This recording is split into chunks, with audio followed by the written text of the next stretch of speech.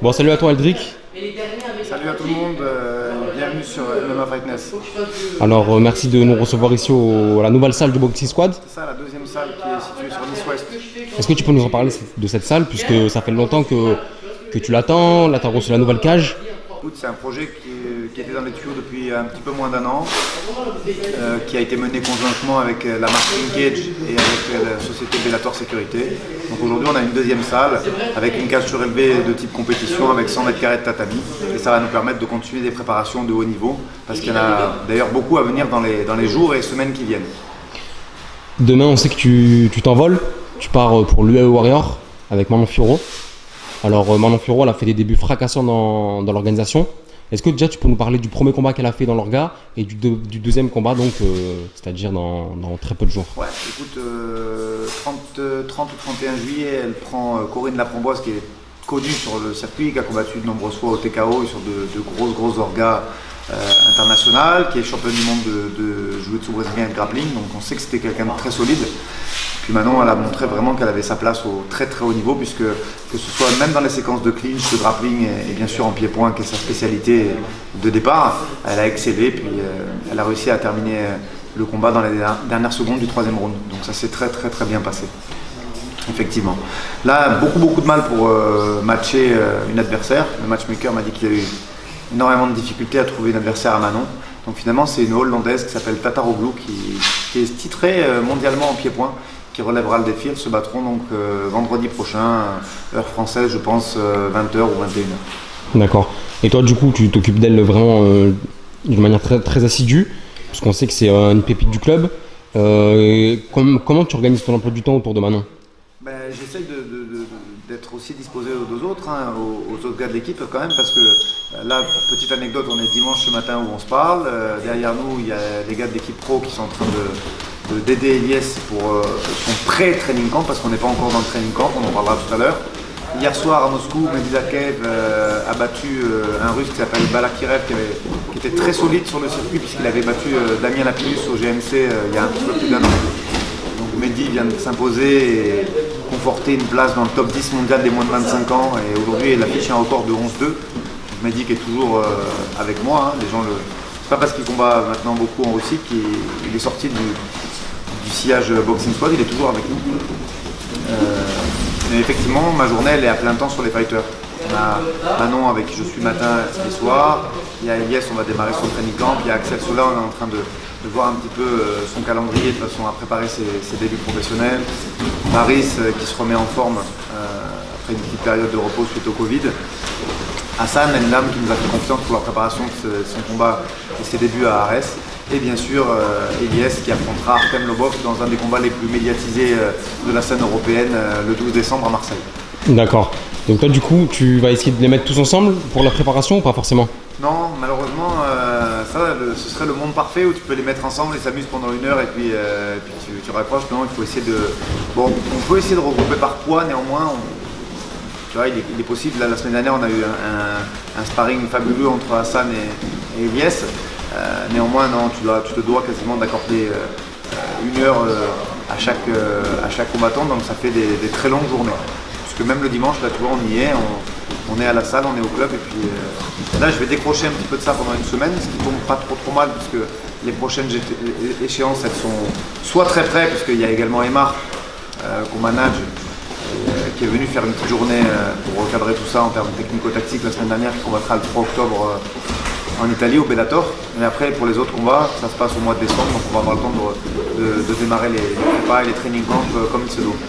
Et du coup, le fait qu'il y ait un champion comme Hassan N'Dam qui s'entraîne ici en Boxing Squad en ce moment, donc pour rappel, lui, il est en train de faire une transition de la boxe anglaise au MMA.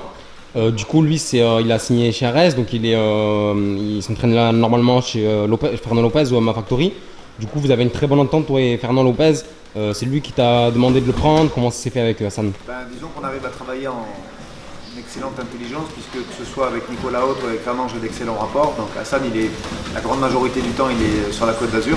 Donc on prépare ce combat ensemble, et effectivement dès qu'il est sur Paris pour des raisons professionnelles, il s'entraîne au MMA Factory. Et ça se passe très bien comme ça, on se parle sur le travail et le thème qui a été fait dans la semaine ou dans les jours qui ont précédé son arrivée à Paris quand c'est le cas, et on arrive à travailler en très bonne intelligence effectivement. Un petit mot sur Ring Cage aussi, parce qu'aujourd'hui on peut voir que clairement le Boxing Squad il est associé à Ring Cage tout le temps. Et aujourd'hui on peut même voir dans le fond la Ring Cage sur la cage. Un petit mot par rapport à ce sponsor, à Monsieur Belando, tout ça. Écoute, Antoine, ça a été un des premiers, Antoine Belando a été un des premiers à nous faire confiance, même quand le club il n'avait pas encore de rayonnement à l'international.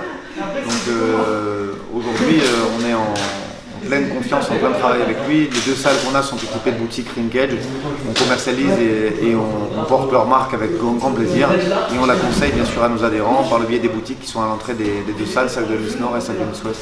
Après ce sont des produits qui sont d'excellente qualité, vraiment, avec lesquels on peut soit travailler en tant que loisir, soit même équiper les professionnels, puisque la grande majorité des produits du club sont en contrat et en contact avec Ring Cage. Alors Résidence Sport Management c'est en train de monter fort. Puisque aujourd'hui, voilà, vous avez, comme tu disais, tu as signé Emarcio Bellator, tu as Manon Fiorot qui, mine de rien, est quand même, je pense au port de l'UFC. Donc, un petit mot sur Résilience, comment ça se passe avec ton associé Adrien Caillol? Adrien, déjà, il a énormément de mérite. Le premier mérite qu'il a, c'est de me supporter. Parce que je suis complètement décalé, j'ai absolument pas d'horaire. Il m'arrive d'envoyer des messages à 3h du matin. Donc déjà, ne serait-ce que de me supporter, il faut une médaille. Après, effectivement, de par nos relations communes dans ce sport, Adrien, ça fait quand même 20 ans qu'il est dans le métier. C'est un des premiers organisateurs français. Les gens, tu sais, il y a beaucoup de gens qui restent dans l'ombre et qu'on connaît peu. Ce qu'il faut savoir, c'est qu'Adrien, à l'époque même des premiers sites internet, il était déjà dans le game et dans le milieu. Et aujourd'hui, travailler avec lui, en plus c'est un ami intime. Donc on arrive, je pense, à avoir un rayonnement assez important et en termes de management, à monter des projets et des carrières. Parce que l'intérêt, c'est de prendre un combattant et d'essayer de tracer le chemin de la façon la plus propre et celle qui correspond aussi aux combattants. Donc grâce à ça, aujourd'hui, on arrive, tu vois, il y a Emar qui est venu, on a fait des petits tests physiques grâce à nos différents partenariats, on va le suivre vraiment dans ses prochaines préparations, en espérant que ça se passe très bien le 3, de façon à ce qu'on ait plus de temps la prochaine fois pour préparer ça d'un point de vue préparation physique et sur un vrai game plan de 3 mois, qu'on puisse avoir quelque chose d'optimum. Alors, on sait que quand le MMA n'était pas encore légalisé, donc il y avait le comité, le CFMMA qui était en place, donc toi tu étais le head coach donc, de l'équipe de France de MMA. Donc aujourd'hui, comment ça se passe? On sait que la CFMA ça a disparu, mais toi du coup j'imagine que tu vas quand même rester en travailler avec la nouvelle fédération en place. Comment ça se passe? Les relations avec Lionel Breffin sont excellentes, qui est aujourd'hui le DTN chargé du MMA en France. J'ai contribué par le biais de formation et de contenu au sein de la FMAF, la FMMF. Donc après, concernant le calendrier international, je ne sais pas trop comment ça va se passer, c'est très compliqué là avec le Covid. J'ai moins de temps qu'à l'époque de la CFMMA où je pouvais m'absenter 1 semaine, 2 semaines comme ça sur des compétitions internationales, donc je ne sais pas trop. On verra, en tout cas la porte n'est pas fermée. Si Lionel fait appel à mes services, je pourrais essayer de m'organiser, mais c'est vrai que c'est un peu plus difficile qu'auparavant parce que, comme on disait précédemment, il y a le rayonnement des combattants qui augmente un petit peu et ça me demande de plus en plus de déplacements. Notamment aussi, aujourd'hui, tu es un coach qui a différentes casquettes, puisque tu es un coach, tu es un manager, donc forcément tu dois gérer ta salle, tu dois accompagner tes combattants, tu dois t'occuper de la prépa physique des combattants, mais aussi tu dois t'occuper de trouver les combats, d'accompagner les combattants dans leur coin. Cette nouvelle vie, elle te plaît, elle te convient? Là c'est du full time, hein. Je suis tous les jours. Après, je suis très fier de mettre en avant les gars avec qui je travaille. Là par exemple, tu vois, à Dubaï, je serai avec le premier entraîneur de Georges Saint-Pierre et un vétéran du MMA, il y a Christophe qui vient avec moi, Midou, qui va s'investir de plus en plus dans le club, notamment au niveau sportif. Julien Brézy et Jérôme Bollerin qui gèrent la partie jiu-jitsu, médicale et préparation physique du club également. Mon beau-frère Jean-Philippe Collet qui gère la partie labo, que grâce à lui on a un partenariat avec Laboratoire Barla, et en plus il participe à l'entraînement comme on peut voir derrière. Donc ça permet d'avoir un lien étroit entre préparation physique, sciences de la médecine et Fight Club, parce que c'est des combattants. Les 2 médecins qu'on a la chance d'avoir au club, ce sont aussi des combattants. Donc tout ça fait que j'arrive à déléguer quand même pas mal. De ce fait, même si les journées sont longues, on arrive quand même à avoir un travail optimum et à s'occuper de tout le monde, que ce soit loisir ou professionnel. Alors bientôt il y a une très grosse affiche à l'Arena Fight, donc c'est ton combattant Ilyes contre Artem Lobov. Donc Artem Lobov, encore une fois, tout le monde le connaît. Il est à l'UFC, il est pote de Conor McGregor, il est assez médiatisé. Parle-nous vraiment de ce combat. Pour toi, parle-nous de comment tu sens Ilyes dans sa préparation, même si elle n'a pas encore commencé, comment ça va se passer. Mentalement, comment ça va être, technico-tactique, comment ça va être. Et surtout, l'affiche en elle-même, ça va booster des carrières, tout ça, non? Déjà, l'affiche, comme je le disais, c'est un des combats les plus médiatisés d'Europe. Je pense que c'est d'une part parce qu'Artem est dans le sillage de Conor, mais surtout que c'est un choc hyper intéressant, parce que souvent on entend ouais mais Artem il est surmédiatisé. Artem il a quand même battu en bare knuckles Poli Malignaggi qui avait une ceinture mondiale en anglaise. Il a des résultats à l'UFC effectivement en dents de scie, mais il a des performances importantes. Et c'est quelqu'un qu'il faut prendre très au sérieux. Maintenant, je pense qu'on a du temps. On a les 7, 8, 9 semaines dont on a besoin pour démarrer une prépa et faire de Ilyes une Formule 1 le jour du combat. Donc c'est ce qu'on va faire. Et j'envisage vraiment une victoire d'Ilyes avant la fin du combat. Après il sera chez lui, je serai dans son coin avec Jean-Michel Froissart, donc je pense que psychologiquement il sera vraiment au top. À moi de construire sa prépa pour il ait toutes les armes pour terminer ce combat, mais moi je vois bien Ilyes finir avant la limite ce combat. C'est quoi les futurs projets du Boxing Squad? Écoute, on va continuer à travailler comme on travaille là, de façon à ce qu'on ait un groupe le plus solide possible et continuer à mêler un petit peu cette science de la préparation physique et de la médecine avec les sports de combat, puis arriver à l'UFC sur 2021, je pense que si on a ça, on est pas mal. Est-ce que tu peux nous parler un peu du staff du Boxing Squad, donc les gens qui t'accompagnent au jour le jour, les gens sur qui tu comptes, les coachs aussi? Bien sûr. Alors j'ai la chance d'avoir en tant qu'entraîneur, deux représentants de l'équipe de France CFMMA qui sont Christophe Che Guevara et Anthony Freno. Donc je leur délègue beaucoup les cours de MMA, que ce soit loisirs, ados, enfants, adultes. Moi j'arrive encore à consacrer du temps à l'enseignement, parce que c'est quand même pour ça que j'ai monté le club à la base. Julien Brézy qui gère la section jiu-jitsu brésilien grappling. Maintenant les pros, quand ils n'ont pas de combat, ils s'entraînent avec Michael Mikalev qui est l'entraîneur officiel de l'équipe pro, qui est une ceinture noire de jiu-jitsu brésilien, qui a déjà combattu en MMA professionnel. Donc qui gère l'entraînement des pros, qu'on appelle le daily routine, l'entraînement classique quand ils n'ont pas de combat. Et moi qui m'occupe de l'équipe pro, donc avec les médecins que j'ai énumérés précédemment, pour avoir des prépas le plus optimum possible et qu'on arrive à exceller à 100% le jour du combat. D'accord, ok. Maintenant on va revenir sur Manon, parce que Manon c'est très important d'en parler, parce que là elle est dans un moment de sa carrière où voilà, elle est tout proche de l'UFC, et je pense que le but pour un combattant, pour tout combattant, c'est de signer à l'UFC. Toi, concrètement, honnêtement, tu penses que tu as combien de combats de l'UFC avec elle? J'essaie de ne pas y penser. Je vais quand même, quand je te parlais d'un objectif d'être à l'UFC en 2021, ça repose sur pas beaucoup de têtes, hein, parce que quand on regarde bien, Manon, je pense que ce sera une des premières, sinon la première à aller à l'UFC, même si je pense que Mehdi Lakaev n'est pas très loin, pas de loin du tout d'ailleurs. Cela étant, on essaie d'aborder, déjà on va s'occuper de ce combat qui est quand même pas facile, même si la fille a 2-2, elle n'a pas forcément un énorme record, elle a une quarantaine de combats en pied-point, c'est quelqu'un qu'il faut prendre au sérieux. Donc on va déjà passer par cette victoire, très importante. Ensuite maintenant elle va se reposer un petit peu sur le mois d'octobre, et avec Adrien on essaiera d'opérer pour lui tracer le chemin le plus direct possible pour l'UFC.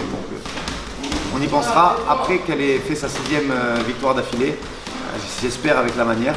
Par contre après ça, effectivement le mois d'octobre, on réfléchira vraiment à ce qu'il faut pour Manon et au meilleur choix pour sa carrière qui ne fait que démarrer, parce qu'elle a que 30 ans, donc on sait qu'elle a encore 5-6 ans à combattre. Donc on fera les choix les plus opportuns et les plus efficients pour mettre sa carrière en avant. Donc là on sait qu'il y a le Bellator qui arrive en France, donc il va y avoir des grosses organisations qui vont venir en France, plus les Françaises qui vont exercer chez eux. Est-ce que pour toi c'est un objectif et un rêve de combattre en France, en MMA, dans les meilleures organisations mondiales? L'objectif c'était déjà d'arriver à travailler avec le Bellator, parce que ça fait un petit paquet de temps qu'on essayait avec mon associé Adrien. Et donc ça déjà c'est une première victoire de pouvoir leur proposer à Aymar, et qu'il soit très content de l'avoir sur la carte, et que Aymar puisse s'épanouir dans une grosse organisation parce qu'il mérite vraiment. Aymar Guy c'est quand même un garçon qui est passé par le Cage Warrior, la Tchétchénie, l'Italie, il a combattu sur la Russie, il a combattu sur les plus grosses orgas européennes, donc je trouve que c'est bien et c'est mérité qu'ils puissent aller se battre pour le Bellator. Donc ça c'est le premier mot. Après, il est évident qu'avec les rapports qu'on a maintenant avec eux, je pense qu'on pourra leur placer d'autres combattants qui méritent également de bénéficier de l'exposition de la deuxième organisation mondiale. Après, je pensais plus au Bellator dans ton cas. La France, c'est une chance. Malheureusement, on ne sera pas sur le Bellator Paris. Même si Lucie est passée nous voir, Berthaud est passée nous voir il n'y a pas très longtemps, et elle sera sur la carte pour un très très beau choc franco-français contre Maggie Berchel. Ça, on va regarder avec attention.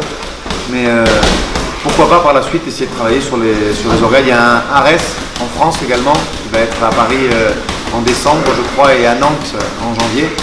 Et, je ne peux pas encore tout dire, mais quelque chose me dit qu'on sera sur une, voire les deux cartes. Bah, écoute, c'est de bon augure ça. Maintenant, je vais poser la dernière question parce qu'on arrive à la fin. Je voudrais savoir les objectifs à court terme et à long terme de Hendrik Cassata, tout simplement. Écoute, mes objectifs personnels sont de continuer à m'épanouir dans ce boulot, puisque aujourd'hui je fais ça, comme je te le disais, à plein temps. Après, concernant cette salle, on est en train de mettre en place un partenariat avec l'hôtel Kyriat juste à côté pour pouvoir que les fighters qui ne sont pas dans des grosses équipes puissent venir en training camp ici et avoir les meilleures facilités, que ce soit français ou européen. On est déjà en contact très avancé avec des boîtes de management et des équipes pour pouvoir venir sur la Côte d'Azur faire leur training camp. Continuer à accroître le partenariat qu'on a avec Ambitious également, qui est un gros club de boxe anglais sur Monaco, avec qui ça se passe très bien. On peut faire des échanges. D'ailleurs, pour la préparation d'Elias, il aura la chance de s'entraîner avec Stéphane Orpat, qui a une ceinture européenne en anglaise, et avec bien sûr Hassan, mais qui fait les deux équipes. Donc si on arrive à développer tout ça et à mettre une petite touche à l'UFC, ce sera très très bien. Je serai un coach comblé. Bah écoute, merci beaucoup Aldric. Merci à tous. Bravo pour le travail de MMA Fightness et à très bientôt.